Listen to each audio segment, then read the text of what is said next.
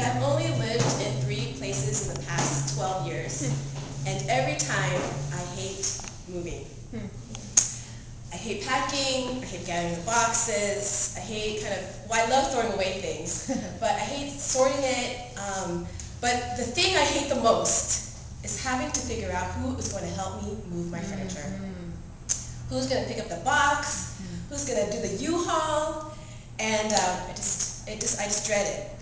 And I dread it not because, I don't think people will show up or whatever. I dread it because I dread asking for help and know what it means to rely and trust and depend on people. And if I could do it all by myself, I would do, but it sort of sounds impossible and miserable. But ideally, I could do it by myself, and but I don't know if I really want to suffer through it. So today's passage out of the book of Psalms invites us to never be ashamed to ask for what we need, and to never be ashamed of our dependence on God. So hear the word of the Lord out of Psalm 71. In you, O Lord, I have taken refuge. Let me never be put to shame. Rescue me and deliver me in your righteousness. Turn your ear to me and save me. Be my rock of refuge, to which I can always go. Give the command to save me, for you are my rock and my fortress. Deliver me, O God, from the hand of the wicked, from the grasp of evil and cruel men. For you have been my hope, O sovereign Lord, my confidence since my youth. From birth I have relied on you. You brought me forth from my mother's womb. I will ever praise you. So just to give you just a little background on the Psalms, many of you guys know that they were written by David, and some of them were actually written by ordinary people. We just really don't know who they may be. And the intent of it was that they were lyrics to songs. So they were made for worship. And just to give you a background again, or just to help you remember, that a lot of them were personal, and they were stories about people's lives, of what they were going through. They were made for, again, they were very private, but often very public. Oftentimes they were said out there, and so even though they were private, they were meant for everyone to kind of hear. And I think they were also pleasing to God, that oftentimes they're full of praise, knowing God and who and what He can do for them. So what's striking to me about Psalm 71 is that the person who wrote it, and you think about David, humbled himself enough to ask for what he wanted. And he knew what it meant to be more dependent on God, and how asking increased his faith. And asking, he became more sure of what he had hoped for and more certain of what he could not see. So over my many years as a Christian, I kind of knew that in a very intellectual way. I grew up Catholic, and we had a song that we sang that was about asking and you shall receive, and knocking and the door shall be opened.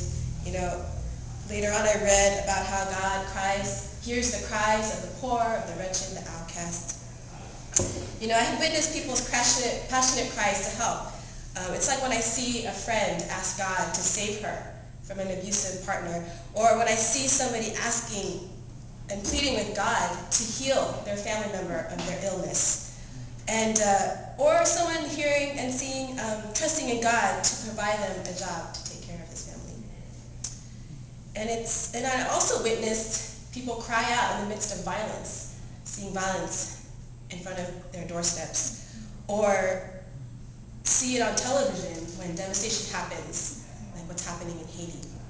Somehow I thought, and I knew that God would be there, but I didn't know what it meant to depend on God, or to know how to ask in this way. So what happens to us when we can't cry out to God in this personal way, in a way that our cries are not, that we don't consider them worship, or that we don't fully believe that our cries can be pleasing to our God? And for me, it began very young. It began when I was a little girl growing up as the youngest, in my family. And my experience with that was meaning that as a girl, as the youngest, as the baby, that I had to work twice as hard to prove to my parents that I can be independent, that I didn't have to depend on them. I didn't have to ask for anything. And as I got older, I realized that my parents didn't ask me to prove these things, and they didn't deny my growth or being an adult. It was just my own doing that I found my independence and my identity in knowing that I could do it on my own, that I didn't have to rely on others. So somewhere along the way, trusting and relying and depending on others became harder to do, and asking for help made me feel ashamed and embarrassed, and even disempowered. So in fact, I became so self-righteous at a point that I began to judge others, seeing asking and dependence as signs of weakness.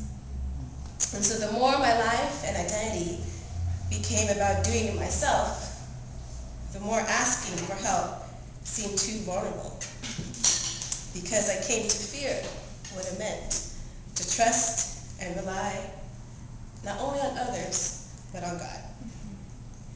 Because I didn't want to be disappointed or rejected. So the words of the Psalms, and particularly Psalm 71, shows us that we can not only ask and ask passionately and boldly for our needs to be rescued, but to do it with no shame. Verse 1 releases us from shame, from going to God, for God is our comfort and protector. It says, "In you, O Lord, I have taken refuge. Never let me be put to shame." Verses 2 and 4 teaches us how to do the asking in the midst of our suffering. It says, "Rescue me and deliver me in your righteousness. Turn your ear to me and save me. Be my rock of refuge to which I can always go.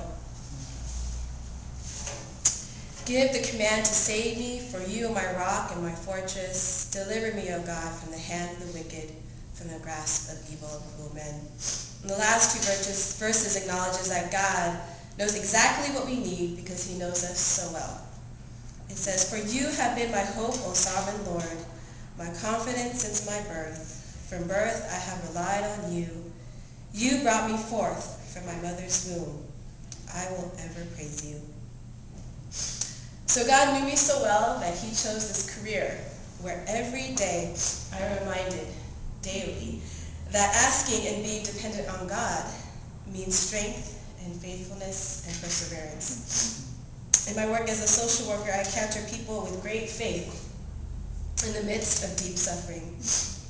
When people have failed them over and over again, they continue to ask, they continue to receive, and to hope. And some tell me that they are fully dependent on God from a minute-to-minute basis, asking God for shelter, for food, for help on how to stop their destructive ways, and how to gain people's trust once again after hurting them. And many are still waiting on God, but still continue to ask.